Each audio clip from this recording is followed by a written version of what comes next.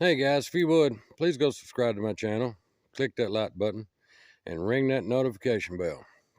But for today, I want to show you this old tow truck. Back in the 80s, a real good friend of mine owned this truck. His name was Dave. He had a small junkyard and a wrecker service. It was the early 80s, and I would run this wrecker for him, and no telling how many thousands of cars I've hauled with this old wrecker. It was a 460 truck, Holmes 440 bed. Had the wheel dollies on the back of the bed, which are actually got a set sitting right there for it now. And a lot of people don't know what the wheel dollies are, but when you was towing a car that had no wheels or whatnot on it, you set the car on these and then picked it up with a cradle there on the back of the wrecker and hauled it that way.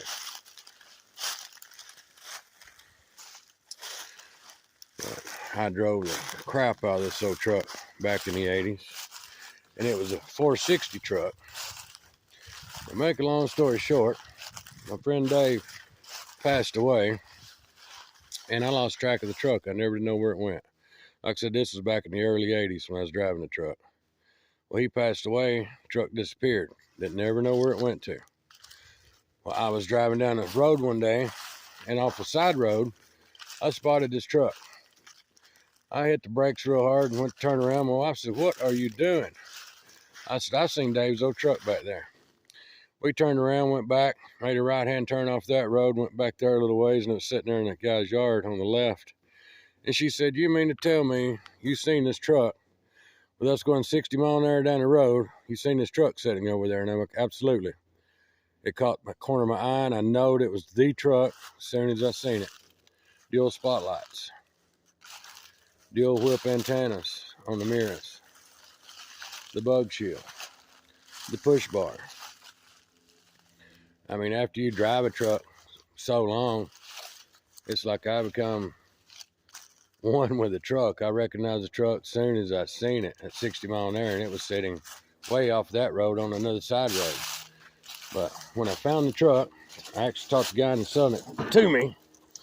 Well, somebody, I took the 460 out and put a 302 4-barrel motor in it.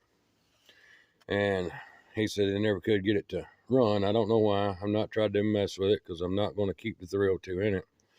I have a 460 in another truck that I want to put back in here. We'll get to that part in a second, but just thought I'd show you guys a good walk around of the truck.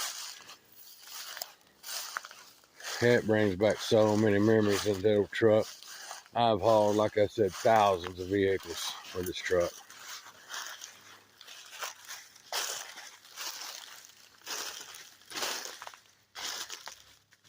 Holmes 440 bed.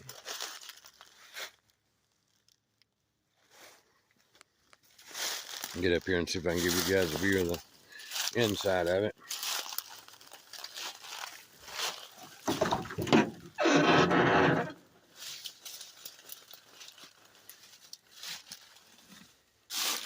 I always loved that steering wheel that was in here. It is a factory Ford wheel. Granny gear 4-speed, of course. I gotta sit back down in here for a minute. Granny gear 4-speed with a Hurst shifter handle on it. And I don't know why it's laying so far back to the seat. There we go. First, second, third, fourth, then reverse over there.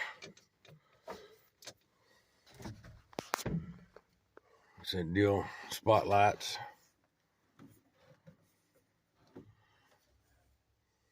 Dash pad's a little cracked up now. It had all the gauges in it. Oil, fuel, amp, temperature. And right here was your PTO box. You just pull this PTO in, and then you had a lever in the back. They just went up and down. It don't get no more simpler than that. And you had the yellow lights and rear back lights and stuff down there. So many memories in the cab of this truck. Like I said, I want to put her back the way she was when Dave had her. Like I was telling y'all, you pull that PTO box inside, Then you come back here and there's a lever on the bed. It's got up and down to let the winch come out and lets the cable down, hook your cradle up, pull it back up. Don't get no more simpler than that. 2 5/16 ball on the back of this thing. We've actually moved a few house trailers back in the day. You've got big pieces of fold out here to drop your chains through. And this bucket right here, if the car you're pulling had wheels, it wouldn't roll. You just set this bucket on them dollies I was showing you over there. The dollies sit here and here, and set your wheel right down in here, right on those dollies right there, and you was good to go. But now, like I said, I'm putting a 460 back in it. And that story comes from another friend of mine that passed away. He ended up having brain cancer and passed away from that. But after he passed away, I got his old truck that me and him used to ride around in a lot. His first cousin ended up getting it when he passed away. Then I bought it from his cousin. But this old truck is pretty rusty underneath.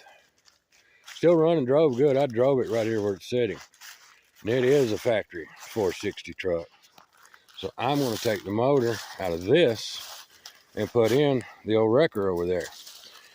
And that way the truck is 460 again. And I have the best part of it. The motor came from one of my good friends. He's passed away. And the truck came from another one of my good friends that's passed away. So I'll be combining the two trucks into one. That way I'll have a little memory from both of them every time I'm driving it.